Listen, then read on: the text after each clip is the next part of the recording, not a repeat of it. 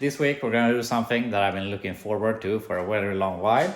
And that is, we're gonna put a 4-speed into my 67 Chevelle. That has a Turbo 700 right now. So what do we have here?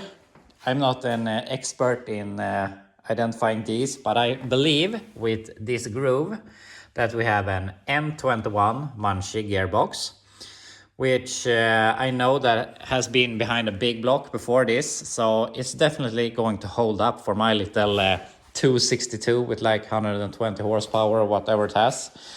We also have a sturdy clutch and a I don't know what to call them, blast-proof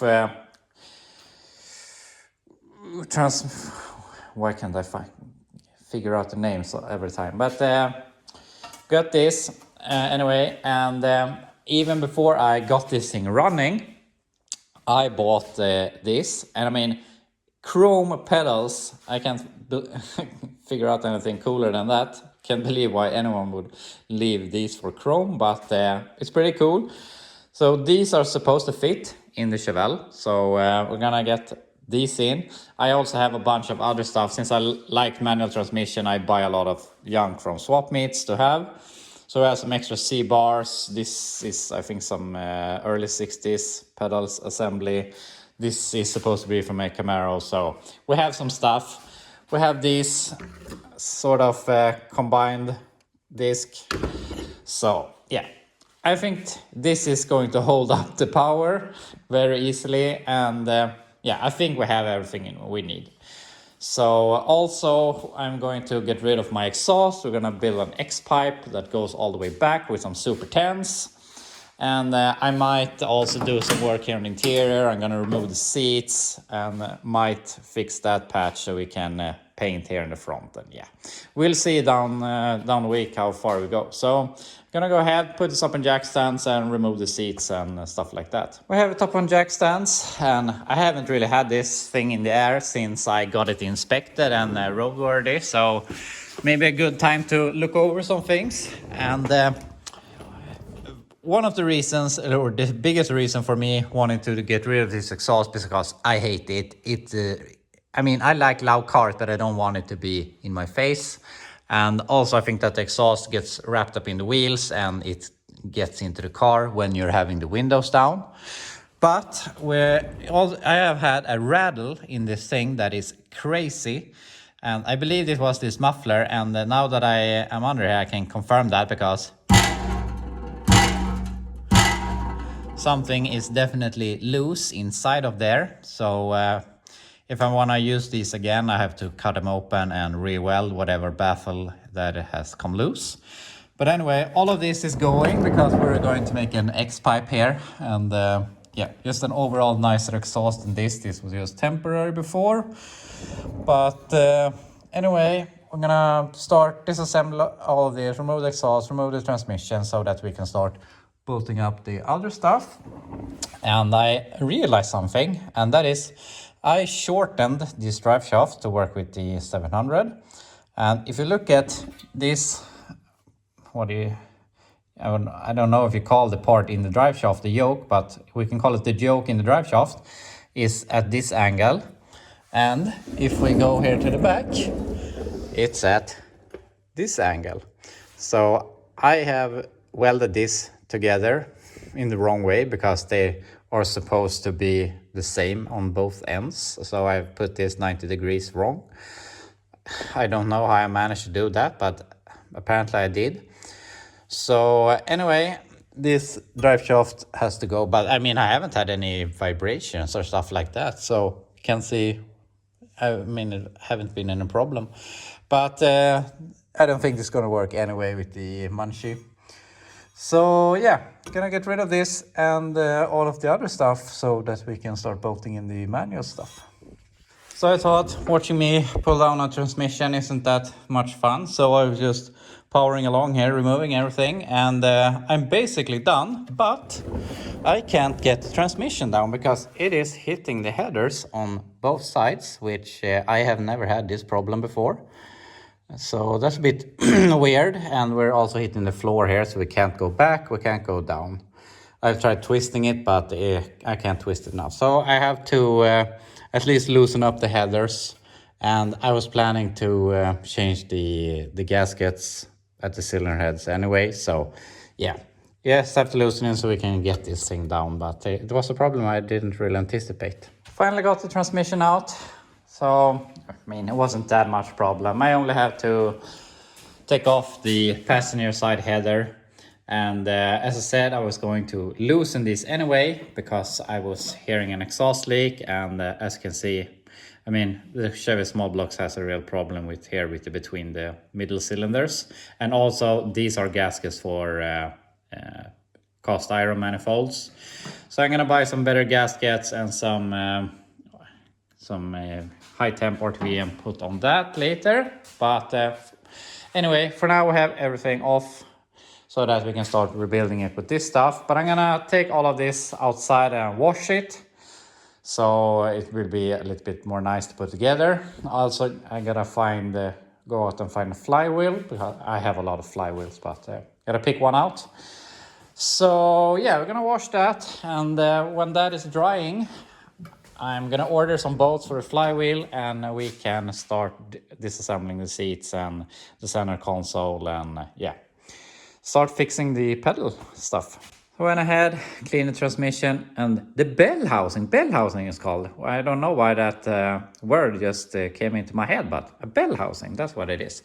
So I cleaned that, and I also now removed the seats and the center console. And obviously I didn't have to remove the passenger seat, but something that I have neglected when I put the seats in, it was kind of temporary, and then all of a sudden it was inspected and I started driving it, and I forgot that this seat was only sitting on one bolt or one nut, and that seat is with two nuts. So when I pulled the seats out of this thing, the bolts are really rusted. It had some shag carpet, and I mean, it's been sitting for 30 years with the doors closed, and there's a lot of moisture, so all of these were rusted, and I had to cut them, and some broke and whatnot. So I want to fix these so we can bolt in both seats on all the mounting points for each. So yeah, that's why I pulled both seats. But anyway, I'm gonna go ahead, vacuum here, clean a little bit, and we're gonna work on the pedals. But another interesting thing about this car is that if you look at our kind of Swedish paperwork, it says it's in a Chevelle Supersport. And you might think that with the bucket seats, center console and stuff like that. But I don't have any Supersport emblems on it. I think there's supposed to be one here. And I have an old picture where it had an SS badge in the front, but I don't think that was a original badge. Also, I don't have the Supersport hood. So also, from my understanding, the VIN doesn't match a Supersport, but it has bucket seats and a center console. And if you look at these brackets, this car was red originally, and we can see the transmission tunnel is red, and this bracket is very, very red, and I don't think that it has been welded in afterwards. And same thing at this, it's red. Obviously the floor has been painted black after that, but I really think that these have been here from the start. So I'm not sure if this was some sort of special order, a Malibu Chevelle with special order bucket seats and the center console. I don't know. Would be fun to see some history of this car and see if it is some special order or something. And I got some bad conscience pulling this thing and selling it, but this thing is never going to be restored into some sort of matching numbers, all correct things. And I want a manual, so I'm gonna put in a manual. I'm never going to put in the automatic stuff, and I'm gonna sell it for $400. And I want that money more in my wallet than I want the center console on my shelf. So that's what we're going for. So anyway, I'm gonna start working on the pedal assembly now. So I actually already got the pedals in because it was so easy. I have done a lot of square body manual swaps and GMT 400, and in that case you have another bracket up here that goes to the cowl up here. And I think on square bolts they're bolted. On GMT 400 you have a bracket that you need to weld here, and then you can bolt it up. But on here you only, I mean, this is the bolt for the brake pedal and on the clutch pedal this part is basically welded to one of these, and you just shove it in with the brake pedal in between. So it's all done already. So we already have pedals. I had already bought some new pedal rubbers. So yeah, we're done with the pedals. So now I'm gonna go ahead and I have to drill a hole here because apparently this is where this rod wants to go. So yeah, gonna fix that, and then I'm not sure what we're gonna do because we're coming along so fast that I think we will be stranded for parts tomorrow. But anyway, you see my lovely little fuse box here, just for some quick information.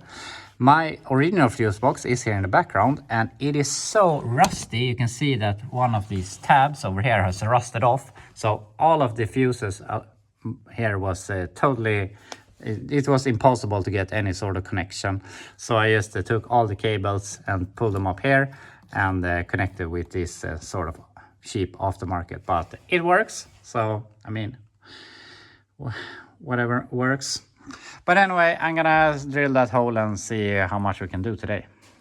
I decided, since we don't have the C-bar in yet, I don't want to drill the hole in case I have to push it to one other side. But so yeah, we'll do that when I have the transmission in place and the engine is aligned and everything that. So I started looking at this, and this is the flex plate that came off the engine that we've been running. And there are two sizes on small blocks. We have, I think it's 153 teeth and 168. So I didn't know why I pointed at this, since this is also 153. But anyway, I found this flywheel that matches. So yeah, all good. But then I tested my pressure plate and realized that it is too big for this flywheel. So I mean, we could get another clutch, but I don't wanna. I think this is good enough, or it will do for the near future. So then I went ahead and found this flywheel that will accept this pressure plate with that disc and everything. The disc is the same; it fits on both. But it doesn't work with the pressure plate as mentioned. But anyway, so we have a flywheel that will work, so we're going to go with that. But then we run into another problem, and that is that since we have less teeth on the original flywheel, or what I call it, the starter is for that, so the gear is over to the driver's side too much. So we have to change the starter, but luckily I have a new starter laying around because I bought one to have for occasions like this. So we're gonna go ahead, bolt in this new starter, so I have to maybe do some work with the wires and stuff. But yeah, wasn't planning on putting in a new starter, but that's how it is. So I'm gonna put in this. I don't have the bolts yet. I have ordered bolts, flywheel bolts and the pilot bushing. And we will have that tomorrow. So tomorrow we can start bolting in the transmission and everything. So yeah, I'm gonna go ahead and change the starter. Got the new starter in place, and I think it's going to work with the flywheel. It looks like it. I only have it on the old flex plate bolts here. Obviously need longer, and I realized something, that I forgot to order new manifold gaskets to the header. So I went out to my container and looked for it, and the ironic thing is that I didn't find any gaskets, but I found both the pilot bushing and some new ARP bolts. These, however, is for a Chrysler. As you can see, I've had these forever, and if we're looking with these, they're not a lot longer, which they're not supposed to be really long, but it's not the same part number as the bolts that I bought. And since I have the bolts here tomorrow and I only have like an hour and a half left to work today, I might as well wait for the bolts that I have ordered, if they're like this much longer or something. So yeah, ironic. So I have to order some new gaskets, which unfortunately we won't have until Wednesday. But when we have the transmission up, we have some other work to do, and we could build the whole exhaust and then just go ahead and change the gaskets. So yeah, it's not the end of the world, but yeah, I have to order some gaskets.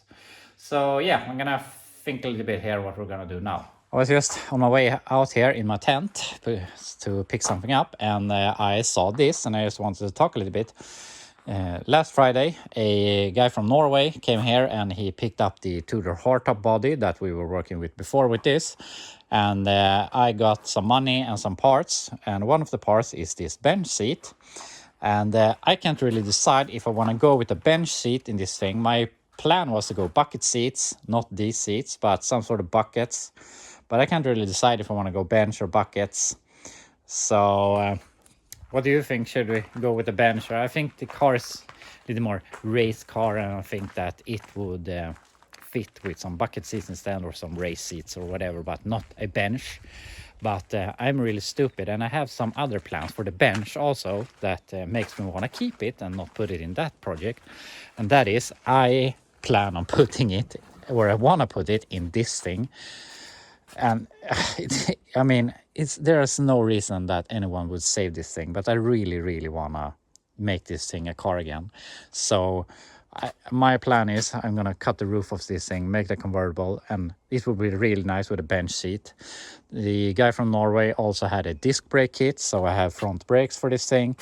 I have a Saginaw 4-speed, I have a 305 V8, so I have basically everything to make this into a fun project for literally no money at all.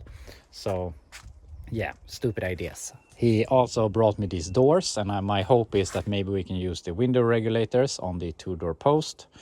And the doors, the door skins and everything, I'm going to make into a set of two-door doors that we can then put on this thing, so that we get the right length of door with the convertible and everything. We're not going to have a roof, it's going to be a roadster, or what you want to call it. But yeah, stupid ideas. But there is actually something going on here in the background that might change the channel a little bit, so that I can work a little more on the fun projects that doesn't really make any sense. So yeah, I'm hoping that that will be happening here in the weekend. We'll see. I'm not going to go into it too much, but yeah, we have some fun things coming up here. So anyway, yeah, I'm gonna go ahead and work on the 67. So I've been walking back and forth here, and I can't really figure out anything more we can do here today, because I need the bolts and the pilot bushing to get the transmission in place, so that we can fix all the clutch stuff and the exhaust. So yeah, I have removed the header from that side, and it was leaking on the same place as the other one. And I have also gone ahead and fetch these mufflers that we're going to be using. So gonna hope it's not too quiet with those on. I've had these for years and years, and haven't really gotten anything to put them on, but now I really want to get them on this one. So yeah, that's going to be really exciting to hear later on with the next pipe, and having the pipes coming out here in the back. But anyway, I'm going to go ahead and do some cleaning here, and I will be back tomorrow when we can put the transmission in place. I'm back, and it's Tuesday, and today I really want to get some stuff done. So I have been shopping, and I've gotten a pilot bushing and the bolts that I ordered yesterday. And I'm happy that I waited for these, because these are the ones I had laying around, and I would argue that the new ones are a little bit longer. So at least what do you call it? The sleeve, the flat part is a bit longer. So yeah, I think it was good that we waited for this. So now we can get the transmission and bell housing and everything in place. And also I have been and picked up a bunch of exhaust parts. So this is way too much for one car, but we're also going to build a 3-inch exhaust for the 64 two-door post. So I need to have some stuff. And just a fun little thing, and this is not to talk shit about anyone or anything. This is just an observation for someone on the outside. And for me here in Sweden, looking at Americans, and I see a lot of Americans on YouTube and stuff like that, they can They do welding, they do rust repairs, they do engine swaps and everything. But when it comes to the exhaust, they just leave the car to an exhaust shop. And I really don't get the point, because you obviously have the skills to do a lot of stuff. But for something as easy as an exhaust, you just leave the car to someone else. And I just think it's a bit weird, because here in Sweden we don't have that kind of business at all. There are no specific exhaust shops that just does exhaust. So yeah, just a fun observation. But anyway, we're gonna talk more about exhaust later. Now I want to get all of the transmission stuff in place. I also painted the transmission cross member yesterday, so that's nice. So yeah, gonna go ahead and bolt the transmission in place. Flywheel in place, scratched it off lightly. ARP bolts with the Loctite and everything. Torqued it to spec. Got the pilot bushing in. So we're done this far. Now I can bolt up the clutch. And then I can start getting the transmission in. Get the pressure plate installed. And this seems to be going pretty easy. So I think we're going to be able to get the transmission in. I'm gonna think about if I'm going to bolt up the bell housing now or if we're gonna do it together. So yeah, I'm gonna think about that. I decided that I was going to try and put it up with the bell housing on the transmission, because I think it will be a bit easier with the release bearing.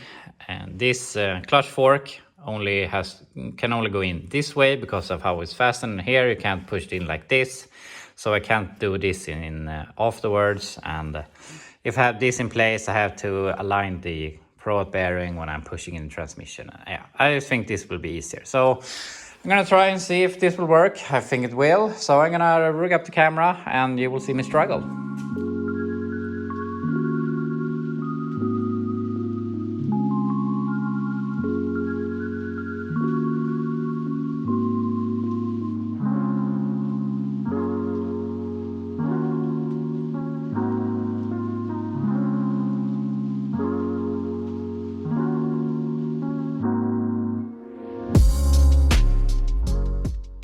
So I finally got them all finger tight. So, I mean, it was a bit of a struggle, but I mean, besides getting it up in place, it came into the splines really easily and into the pilot bushing, so it could have been worse. So I'm gonna go ahead, tighten these bolts and see if I can get the transmission cross member in place. I got all the bolts in, was a little bit of a struggle. And I had to cut the bolts a bit, and I think that this is supposed to have a scatter shield on the inside, which I obviously don't have. So I think that will thicken up this. So yeah, I hope that the transmission is not too much forward, that we'll have any problems, but it is in place anyway. And I got the transmission cross member all in place. So the transmission is 100% in where it wants to be.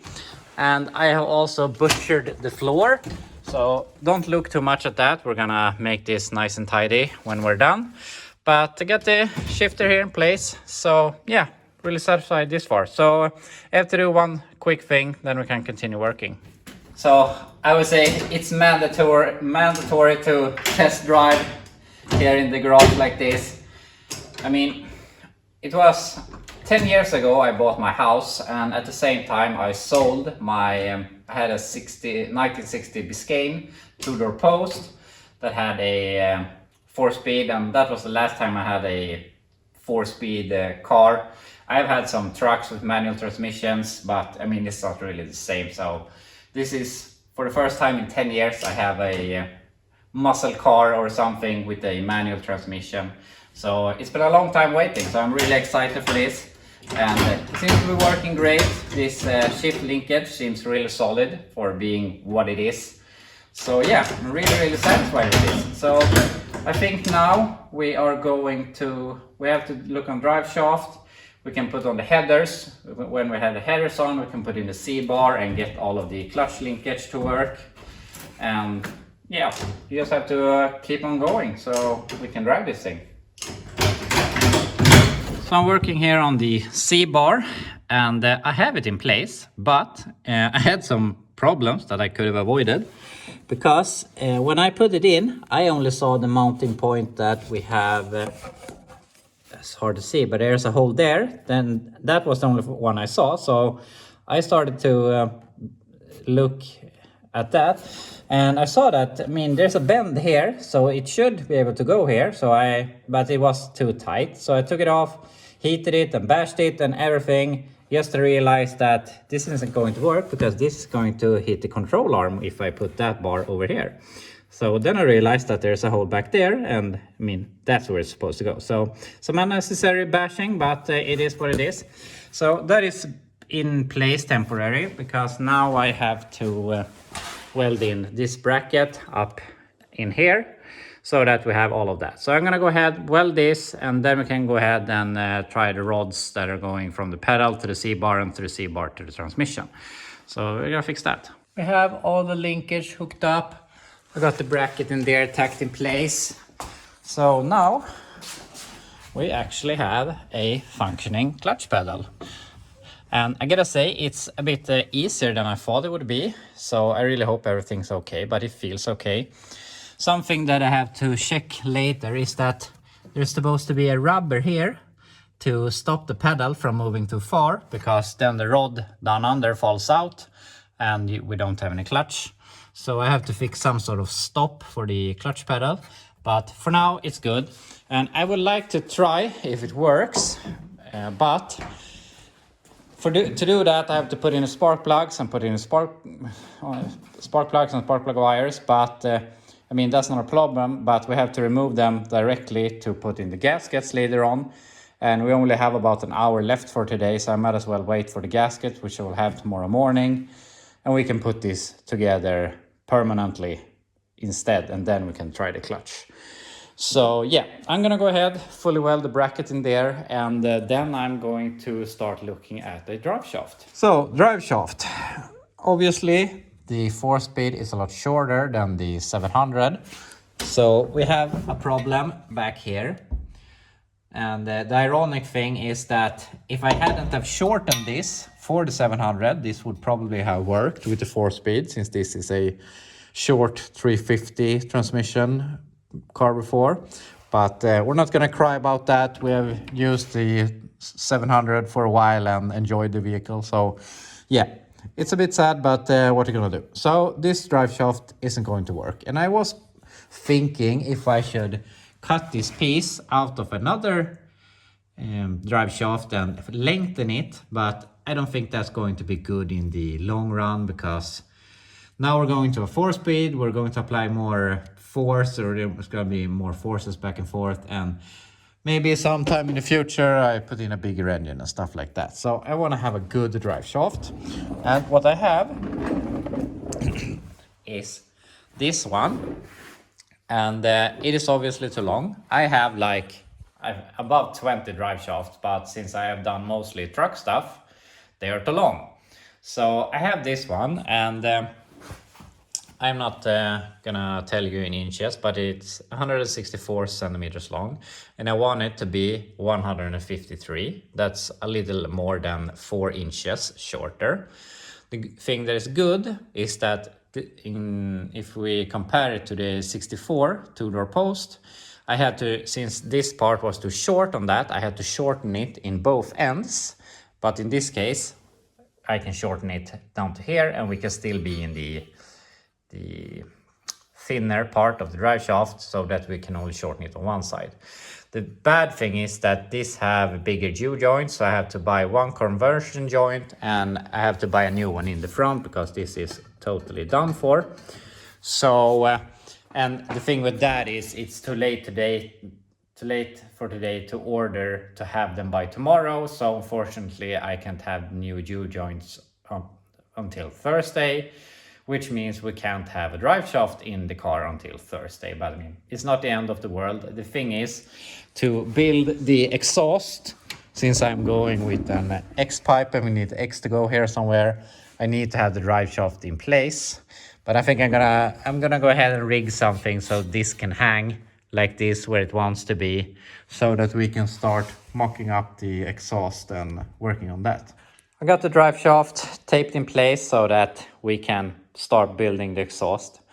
and want to go over my plan a little bit, but you can see about what I'm going to do.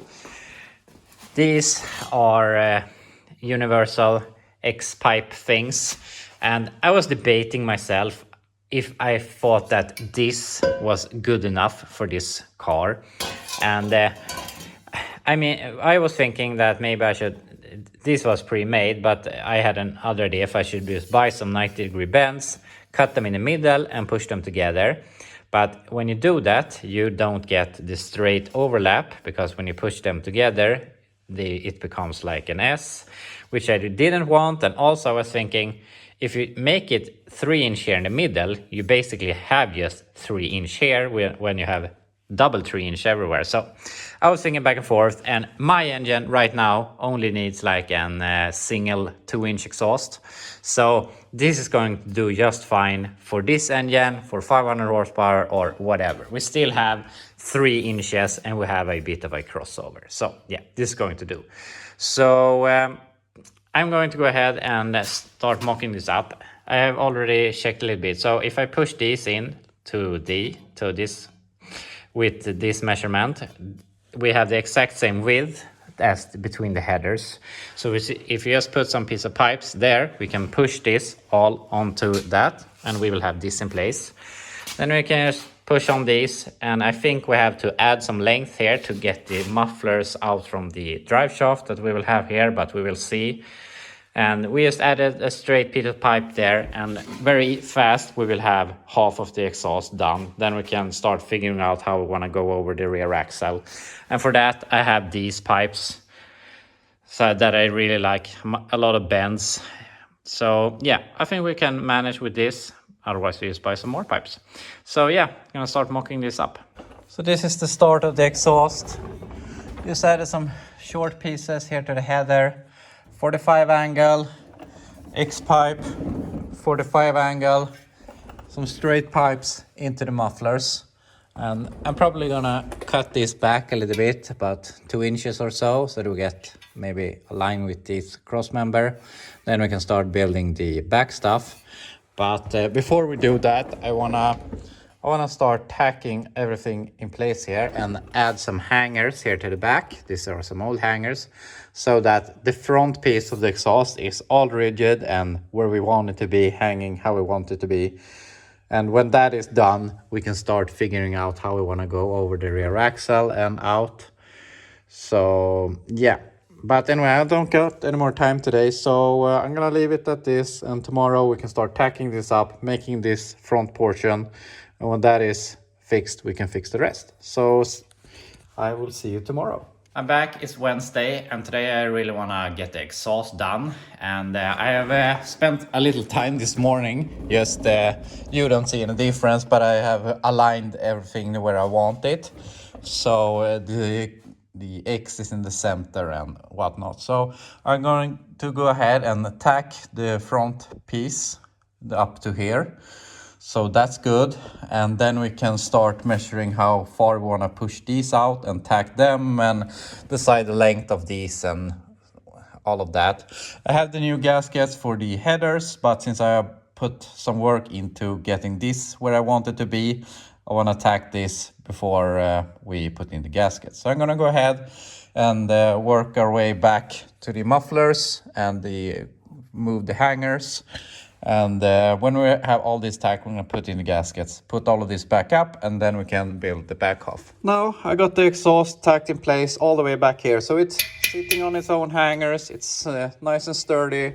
And I got a lot of tacks. So then when we take this down on the ground and fully weld it, we hope that it won't warp too much.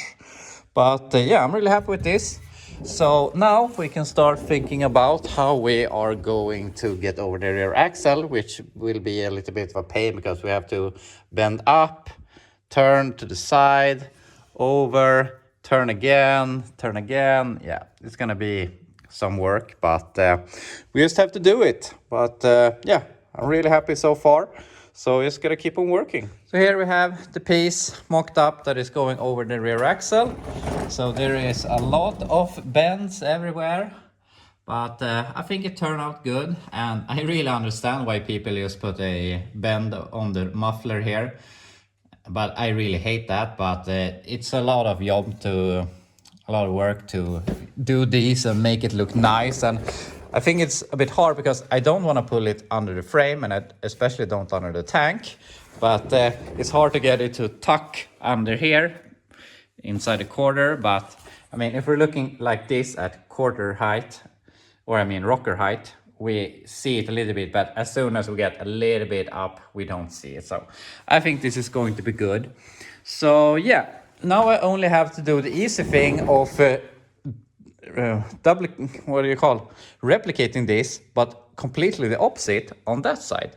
So yeah, that's gonna be a nightmare to try and make it exactly the same. So yeah, I'm gonna fix that, then we can fully weld this. So here we have the right side done, and even though I had one side done and I took it out and tried to lay it over the pipe I had to cut in the same places, it didn't match anything. So I have to do a lot of modifying to make this look the same and come out on the same place.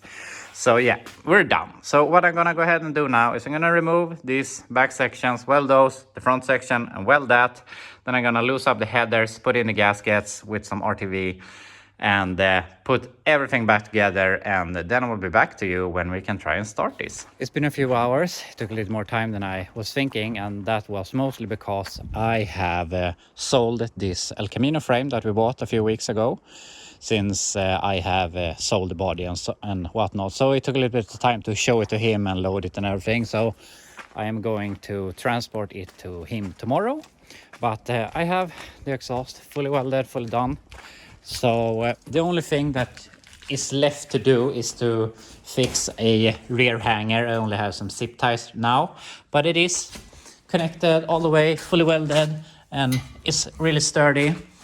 I also got the headers in place with new gaskets, some high temp silicone. So now we should just be able to start it and see how the exhaust sounds. And I have also removed the drive shaft that I have taped on it. I don't want to risk it starting to turn and break something. So yeah, gonna try and start it and see how it sounds.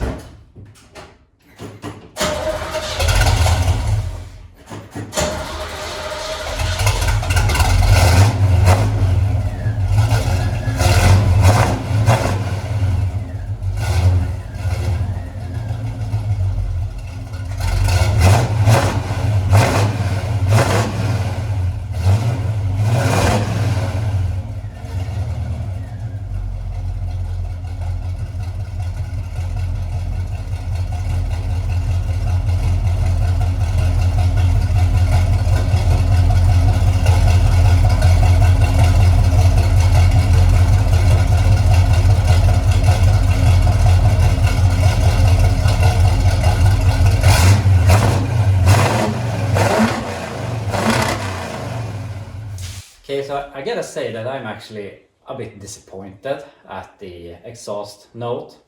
It's a bit, I don't know if I want to call it quieter, but before it had that rumbling sound with the exhaust going in pulses, which I mean, I would be stupid to complain about, maybe because I mean we have built an X pipe, it's supposed to even out the exhaust pulses and everything, but I just feel that I think they in some way harmonize too much and makes it less loud, or I just don't think the sound was what I was hoping for. But also this engine isn't much to brag about, and I mean you can only get so much sound of I think this engine had a 120 horsepower from stock. It's a 262 from like 1975, 76 or whatever it is. So yeah, it can't sound how good you want it to be. But anyway, we're gonna try it and see how we feel about it. But anyway, I'm out of time for today, and we'll see how much we get done tomorrow, because I have to drive the frame.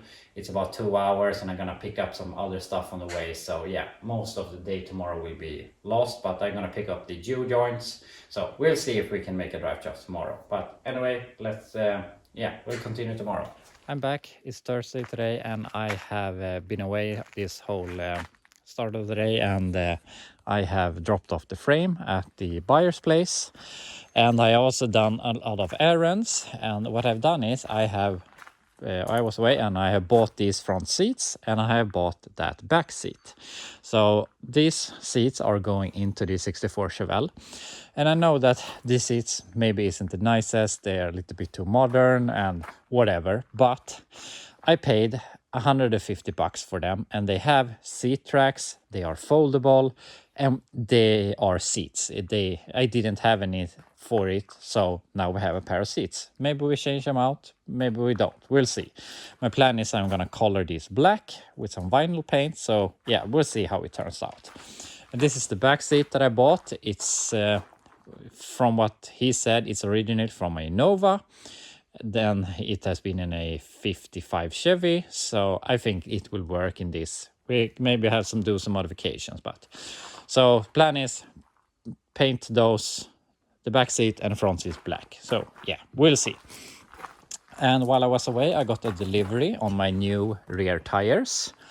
So I had some problems with finding wide tires since these tires are bald. And I don't want to build a car for a set of tires that I can't find. The thing is, these are 14s and you can't find this wide 14 tire anymore. So a guy tipped me that, gave me a tip that these were available. These are 265 50 14s. It is the widest I can find online.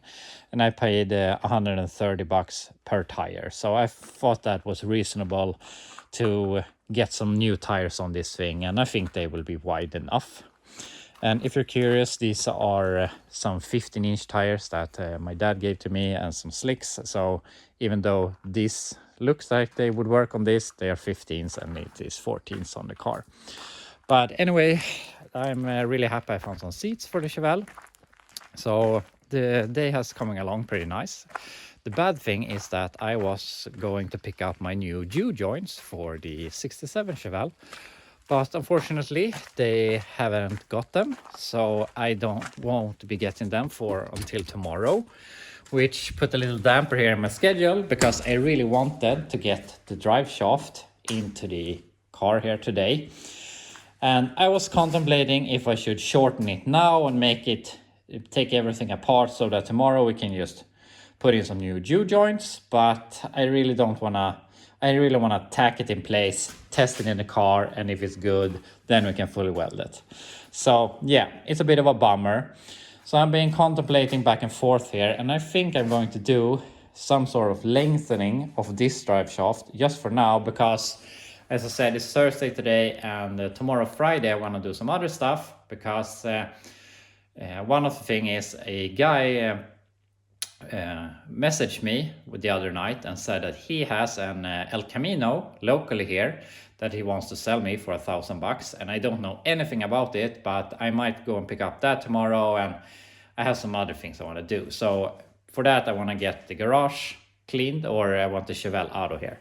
So yeah, I'm gonna go ahead and see if I can figure out a way to lengthen this drive shaft good enough so that we can drive this thing in and out of the garage. So yeah, that's my plan. That's what we're gonna do now. So exactly like 30 seconds after I cut this drive shaft, my friend that works at the auto parts store here calls me and says that they have gotten my U-joints. They apparently have been dropped off at the wrong place, but they got delivered now. So that's a bit ironic, but I mean, it's not too bad since I have done the drive shaft wrong in the first place. But yeah, anyway, I'm gonna go ahead and pick up the U-joints so that we can build a proper drive shaft. So here we have our U-joints. So we have one conversion joint that is a little bit smaller in one end, and one just the same for the front. So yeah, I'm gonna go ahead and just make this. I mean, it was like 2 videos ago I showed you I made a drive shaft, and this is the same with the plastic lock here, so we had to use some fire to get this off. So yeah, I'm just gonna go ahead and make this drive shaft so that we can try and drive this thing. Took a bit of time, but now we have a drive shaft. I put some time and effort into making it as straight as possible. And yeah, we hope it's good. But now I'm really tired of rolling around on the floor, working underneath this car. Is the only thing we've done the whole week is laying under this car. So I'm really tired of it. So Now I want to start it and see if the gears work and the clutch and everything. And if that works, I'm going to put it on the ground and take for a test drive. So yeah, see if it works here on the jack stands first.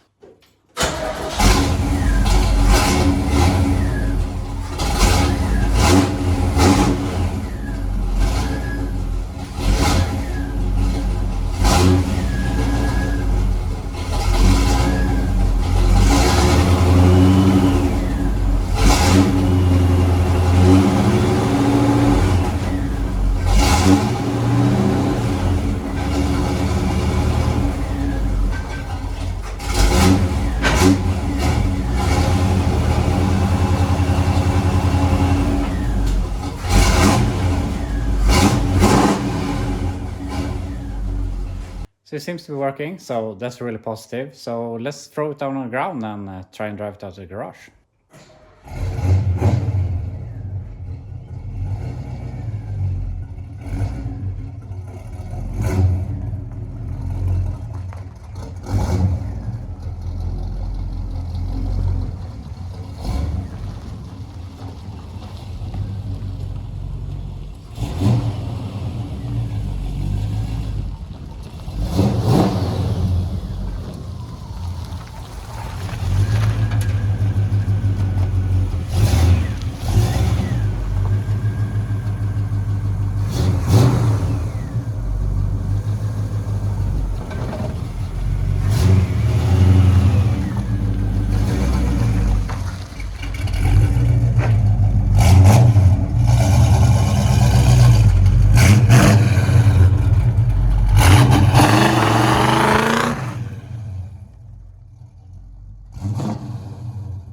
So it seems to be working. It's a bit, I don't know what to call it, but it's a bit janky because the clutch disc, the one side is a puck style and the other side is a normal style, and I think that is causing some, what I can't find the word for it, but I think you know what I mean. So I think it's supposed to be like that.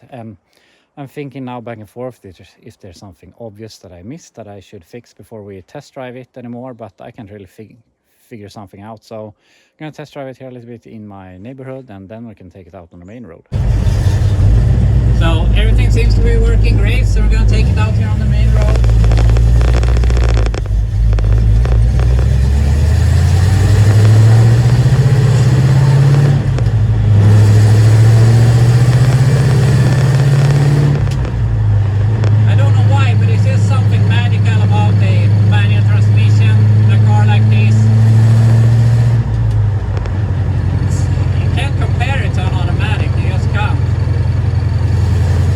Something that I have noticed